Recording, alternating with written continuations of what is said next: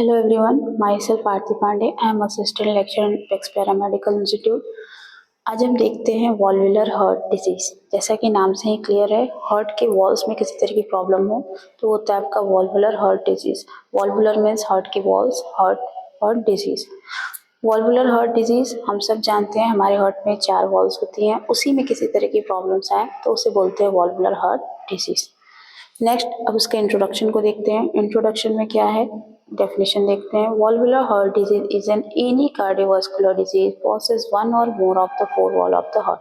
वॉल्वुलर heart disease किसी तरह का कार्डियोवास्कुलर डिजीज है जिसमें या तो एक या एक से अधिक चारों वॉल में प्रॉब्लम हो तो आपका हो जाएगा वॉल्वुलर हार्ट डिजीज। अब हार्ट के वॉल्स के बारे में देखें तो कौन कौन से वॉल्स होते हैं आपके। Mitral valve, bicuspid valve, tricuspid, pulmonary, aortic, ये चारों आपके वॉल्स होते हैं। मिट्रल वॉल और बाइकस्पिड वॉल सेम वॉल्स होते हैं। ये चारों वॉल्स होते हैं आपके हार्ट के अंदर। अगर इन्हीं चारों वॉल्स में किसी भी तरह की कोई प्रॉब्लम्स क्रिएट होती है तो वो आपको आता है वॉल्वुलर हार्ट डिजीज में।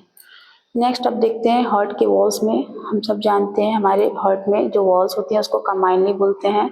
तो जो ट्राइकस्पिड और बाइकस्पिड या फिर मिट्रल होता है उसे हम लोग एट्रियोवेंट्रिकुलर वॉल्स बोलते हैं। क्यों बोलते हैं एट्रियोवेंट्रिकुलर?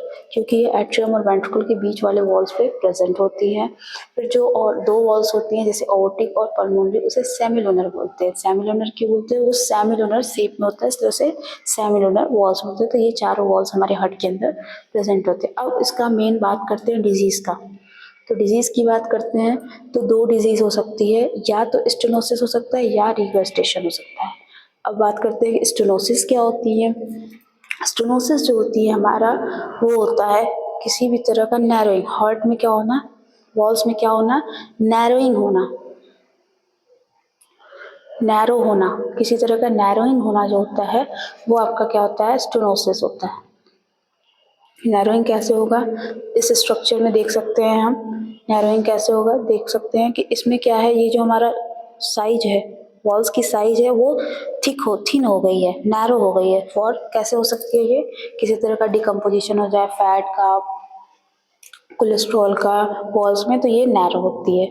दूसरा डिजीज है आपका, दूसरा अगर देखें तो वो है रीगर्जिटेशन। रीगर्जिटेशन का मतलब होता है अगर मतलब कि वॉल जो है प्रॉपरली फिर से प्रॉपरली क्लोज ना हो सके, ठीक है, तो इसे बोलते हैं रिगर्जिटेशन। एक नॉर्मल भाषा में बोला जाए तो वॉल लूज हो जाए, किसी तरह की वॉल्स है जो कि लूज है। क्योंकि हम सब जानते हैं हमारा हार्ट क्या है, एक ऑलमोस्ट जब से हम बर्थ लेते हैं हमारा हार्ट प्रॉपर वर्क करता रहता है। एक टाइम के बाद क्या होती है, वॉल्स हो सकता है कि लूज हो जाए बहुत सारे रीजंस की वजह से, तो उस कंडीशन को हम लोग बोलते हैं रिगर्जिटेशन। और स्टेनोसिस किसे बोलते हैं, जबकि हमारा वॉल्स क्या हो जाए, नैरो हो जाए, ठीक है। डेफिनेशन देखते हैं स्टेनोसिस का। Narrowing of the valvular orifice that prevent adequate outflow of blood. अगर वॉल नैरो हो जाएगी, उसकी ओरिफिस जो होती है उसे ओरिफिस बोलते हैं, अगर वो नैरो हो जाएगा तो proper amount of blood flow नहीं होगा तो प्रॉब्लम कॉज करेगा। नेक्स्ट देखते हैं रिगर्जिटेशन। रिगर्जिटेशन में क्या है आपका, loss of elasticity of wall. जो वॉल की इलास्टिसिटी है, जो कि मैंने अभी बताया था लूज होना, तो इलास्टिसिटी जो है वो लॉस हो जाएगा। Inability of wall to prevent back flow of blood as lifted to the wall fail to join correctly. इसकी वजह से जो बैक फ्लो ऑफ ब्लड है वो प्रॉपर तरीके से नहीं हो पाएगा। अब देखते हैं स्टेनोसिस और रिगर्जिटेशन। तो स्टेनोसिस में ट्राइकस्पिड स्टेनोसिस हो सकता है आपका, mitral stenosis, pulmonary stenosis aortic stenosis. चारों वॉल में स्टेनोसिस भी हो सकता है।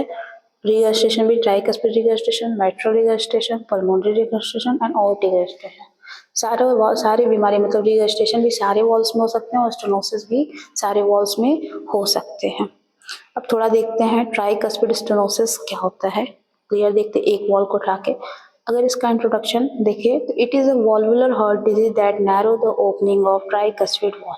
ये क्या होता है, वॉल्वुलर हार्ट डिजीज होता है, ये क्या करता है, ट्राइकस्पिड की ओपनिंग को क्या करेगा, नैरो, यानी कि नॉर्मल भाषा में क्या करेगा, थिन पतला कर देगा। कैसे करेगा, उस वहाँ पे हो सकता है किसी तरह का फैट, कोलेस्ट्रॉल, कुछ भी, जिसकी वजह से हमारी वॉल्स क्या हो जाए, नैरो। अगर नॉर्मल साइज बात करें ट्राइकस्पिड का तो 4 से 6 सेंटीमीटर होता है, लेकिन नैरो होने के बाद वो 2 से 3 ही हो जाता है, तो वो नैरो हो जाएगा। किस किस वजह से हो सकता है, रूमेटिक हार्ट डिजीज हो, इन्फेक्टिव एंडोकार्डाइटिस हुआ हो, कॉन्जेनाइटल एबनॉर्मलिटीज हो, इन सब वजहों से आपका ट्राइकस्पिड स्टेनोसिस कॉज करता है, narrow and stiffening of the opening in the wall of stenosis. ठीक है, ये सब रीजंस हो सकते हैं आपके ट्राइकस्पिड स्टेनोसिस के। अब सिम्टम्स की बात करें, क्या क्या सिम्टम्स आएगा। रिड्यूस एक्सेशनल कैपेसिटी, जो आपकी कैपेसिटी है ब्लड फ्लो एक्सेशनल की, वो थका थका महसूस करेगा। हेपेटिक कंजेशन फील होगा। लेग दिमाग पैर आपके फूले फूले होंगे। एसाइटिस हो सकता है और जुगुलर वेनस पल्सेशन भी बहुत ज़्यादा फील हो सकता है। ठीक है, तो ये सब चीज़ें हैं आपका हो सकता है। अब आगे का नेक्स्ट पार्ट में